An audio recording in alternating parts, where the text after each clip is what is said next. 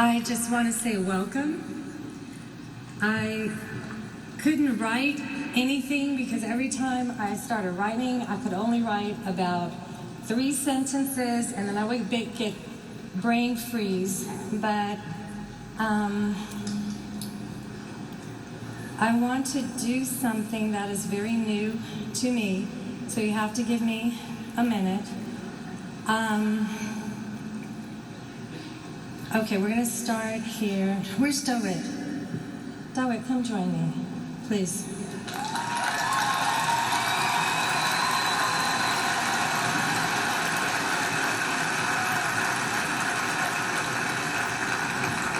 Samuel Asgadon. Thank you for Sammy. That's not Sammy. That's Dawit Asgadon.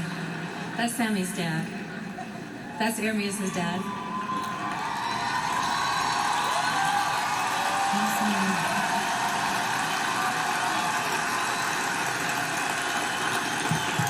Okay,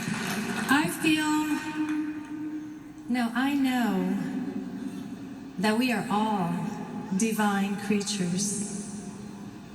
We are all divinity within. We don't need to look to the sky for God. God is within.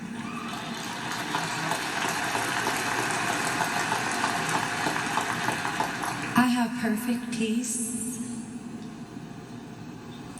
I am happy. I am complete. I am strong. And if I can feel this way, so can you.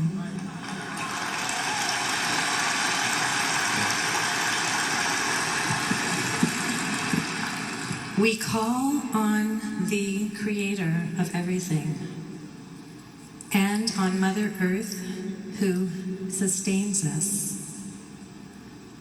We call on the energies who guide and protect us as we make our way in life. We call on our ancestors to join us at this service. Joseph Boutte, Reginald Boutte, Augustine Green, John Green,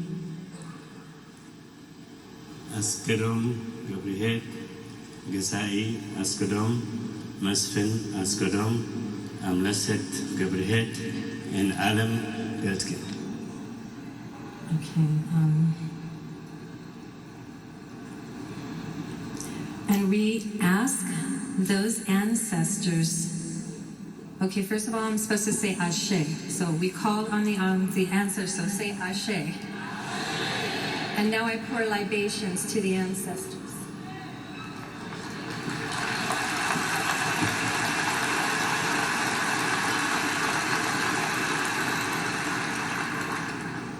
And we ask those ancestors of Ermias Joseph Asgadon to keep him company on his journey.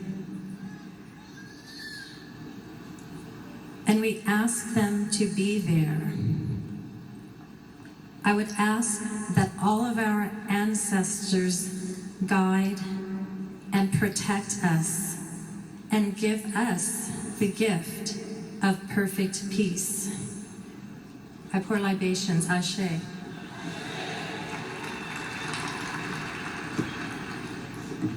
Okay, that's what I'll do.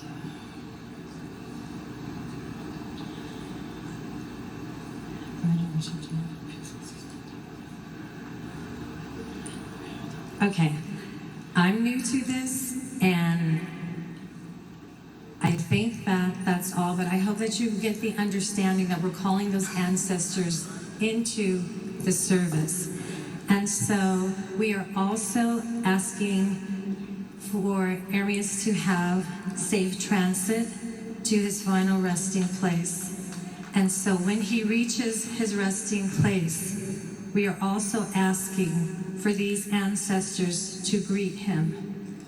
We ask that Joseph Boutte, that Reginald Boutte, that Augustine Green, that Askodom Gabriel, Gazai Askodom, Masfin Askodom, Amleset Gabriel, and Alam Gabriel. okay, that they meet him also.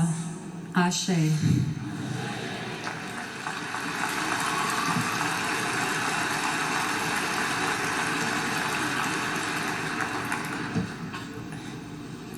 I want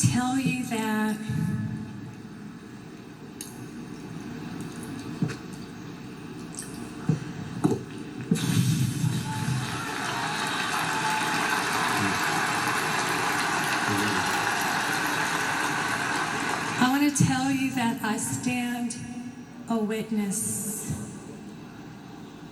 that everything is in perfect and divine order. I want to encourage you to choose a vegan lifestyle.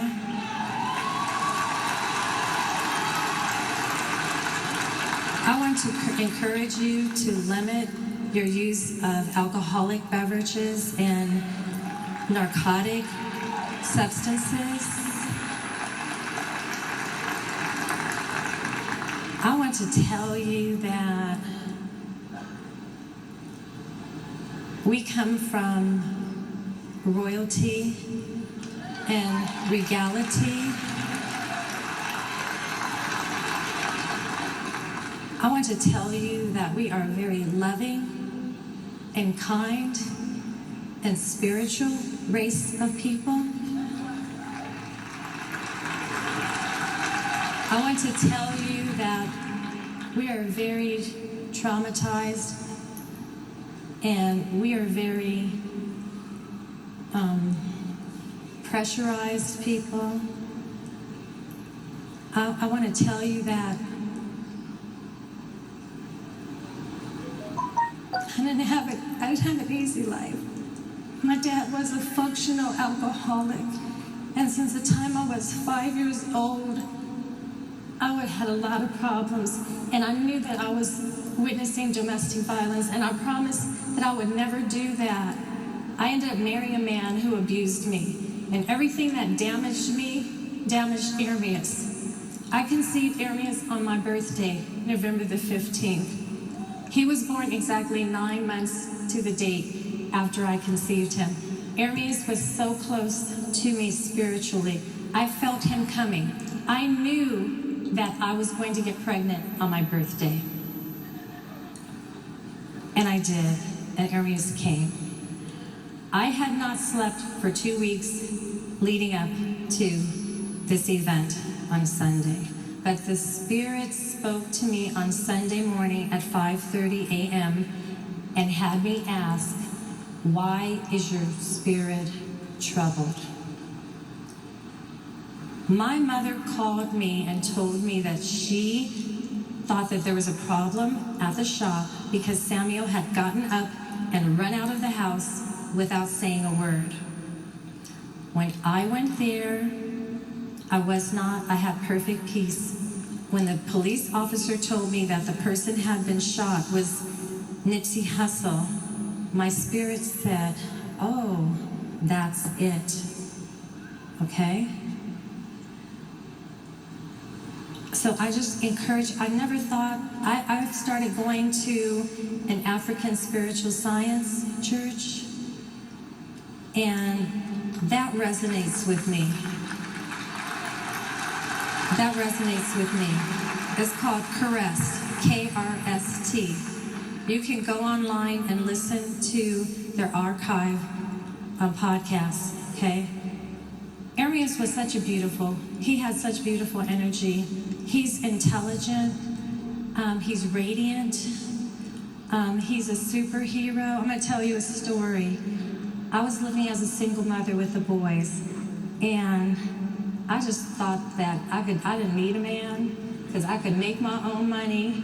You know, I have bought my own house because Nana told me you could only move back in with me if you save your money and buy a house. So I learned how to change my oil. And I thought that I was just that woman. And I got the right weight oil. I used the dipstick. I put the oil in the engine. And we drove from 60th and Rimpaw to Slauson, right across the street from Ladera Park, near Windsor Florist. And all of a sudden, smoke started coming out of my engine.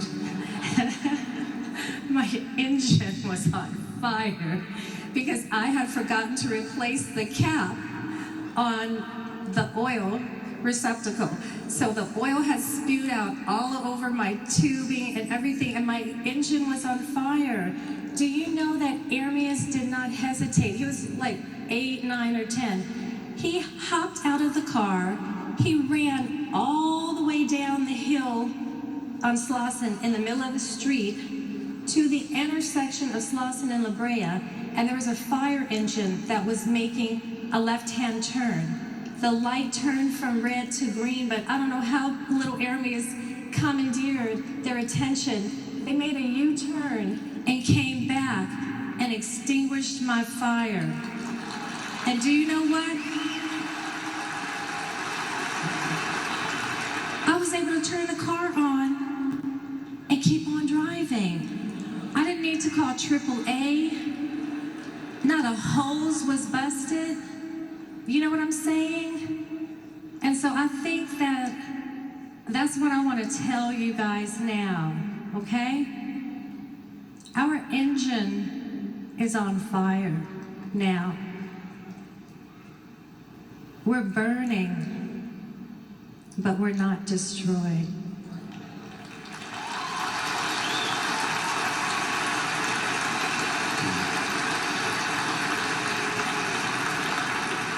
And just lastly, I want to say that Ermias was a legacy.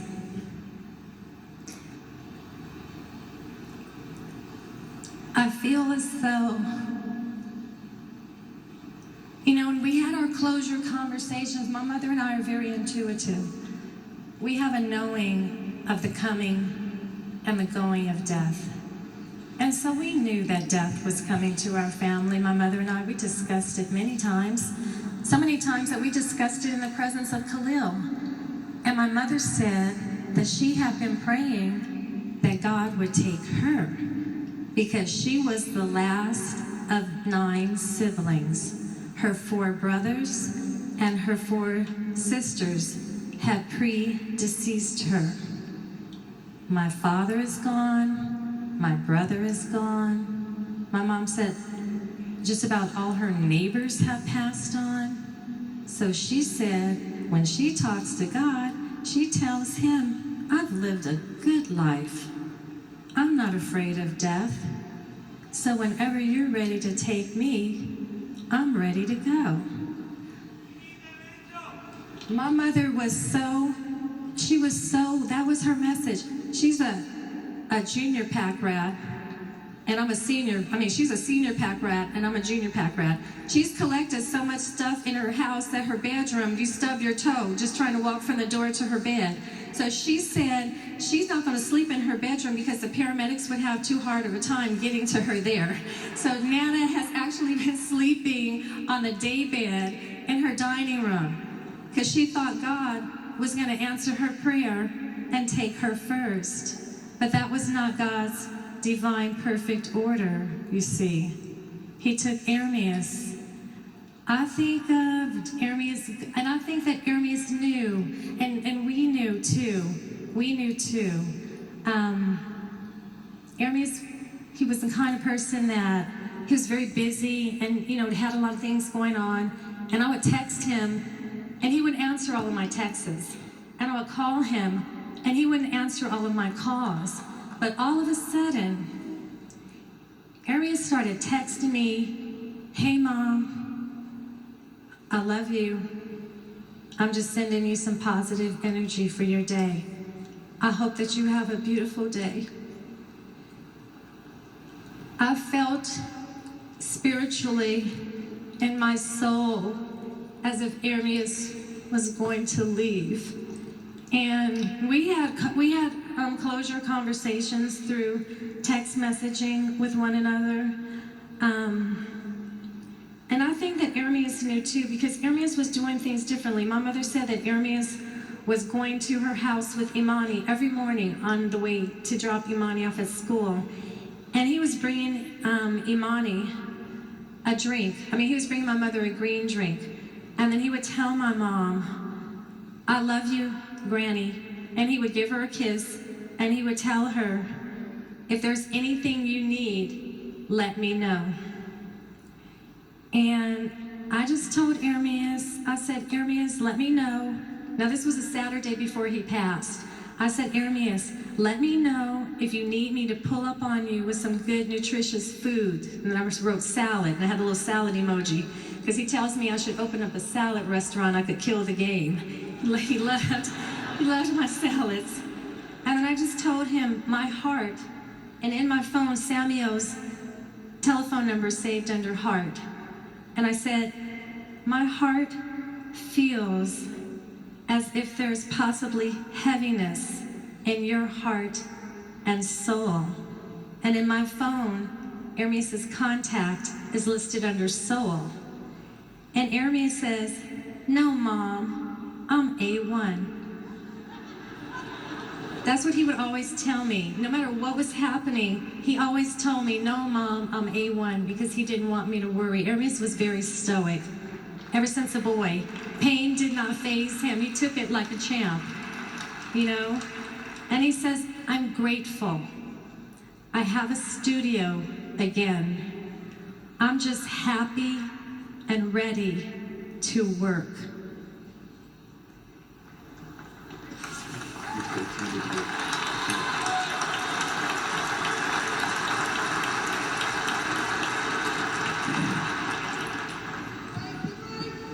I'm very proud of my son.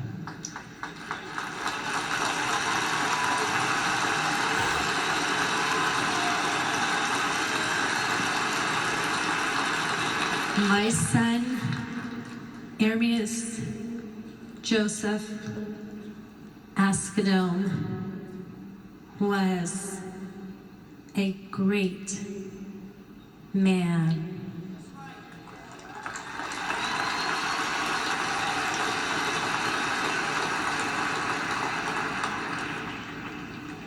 On this past Christmas, I drove Ermias to an address on 6th Avenue on the other side of Southwest Drive, just a short distance from my mother's home, to drop him off and pick up some ATV type vehicles. Ermias was so happy, and he felt so free riding those vehicles up and down 5th Avenue. And he told me, "Mom, this feels so great. I wish that I would have done this sooner." All of the cares of the world were lifted off of him for that moment in time. And his spirit was free, like a little child's spirit, right? Ermias liked thrilling rides at amusement parks. And so I'm not really sad, because Spirit had already prepared me for that which was coming. I wish that Shell gas station would release the videotape of my interaction with the police officer when I went to the shop and he told me that the person who had been shot was Nipsey Hussle. I was in complete composure and total peace, you see, because I have been walking to my spiritual drumbeat that whole weekend. I made my green drink, I made my vegan meal, I made my herbal tea. And I even sat down with my feet up on the chair across from me and I was talking to my cousin on the telephone. And one of the last things that I said to her is, Belinda, the world that we live in is so wicked and evil. I feel so sad and I'm so troubled, and it's so very tragic that our children and our grandchildren are inhabiting this type of world. And I told her, I really don't know what the answer is. I really don't know, but I think that the only way to overcome the darkness is to be a light.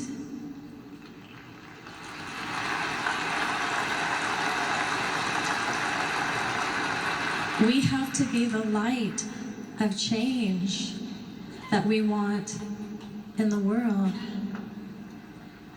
And then shortly after that, I got off the phone and I went to get dressed and everything. I took my shower, I got dressed, and I was bending down to get the blow dryer and the curling iron out of the bottom cabinet in my bathroom, just like this. I'm standing up. I'm coming in a position of ascension, just as the telephone rang, and it was my mother calling. And when death comes our way, my mother has a certain tone of voice, and it's frightening to me because I know that tone of voice means that death has come. And my mother asked, Angel, are you busy? In that tone of voice. For the first time in my life, that tone of voice did not frighten me. And I told her, oh no, Mommy, I'm not busy. I'm on my way. I'm just standing up from picking up the blow dryer and the curling iron. I'm on my way to your house. And she says, well, something has happened at the shop. You see, I already felt like I was in the right place. I was ascending, okay? I have ascended, okay? You have to find a way to ascend also.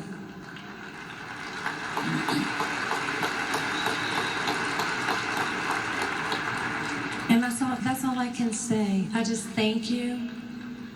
I feel like when I was a little girl and you would read the story tales that there's a king and there's a castle and there's royalty and they're having a celebration and they invite people from lands far apart and wide to come into their kingdom and to celebrate with them. And I just thank you. I'm honored. And I know that if Ermias can look down on us, that he's very honored also. He was very humble. And I'm just glad that the legacy of love that my mother started and that she passed on to me, that I passed on to my son, and since he was in the public arena, that he passed some of the love in his heart into the love that's in your hearts. So let's water the seeds of love that Ermias displayed to you, that you know that you have planted in your heart. Let's water that love and let it grow. And what I was going to say, one last thing, and I'll let you go. I did get a little teary-eyed when I laid down about the third night after Ermias had made his transition. And I started to cry because I was thinking about, I can never be in Ermias's electromagnetic ray field. He had an aura around him that if you sat with him, it gave you power and energy, it like filled up your spiritual tank. So that when I left and went to work and whatever I was in the world for the next week, he had left something with me. And so I'm sad. I was sad that I wouldn't have that anymore. And then I thought about, my son knows the secret to the mystery of life. How thrilling is that? How thrilling is that? He liked thrilling, fast rides, ATVs, and all that. I'm like, how do we move around when we're on the other side in the spiritual realm? I'm sure that Aries is loving it there.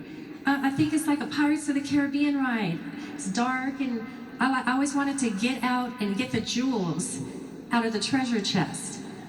So when I think of death from the perspective of Ermias, it doesn't hurt, you see, because the ego is what hurts us. So when we can get me, I, my, and mine out of our thinking and think about, what is the other person feeling? What is the other person thinking? What is the other person experiencing? What is the situation all about in its fuller spiritual context? Then it makes the pains that we experience as human beings on the road of life that we travel a lot easier to handle.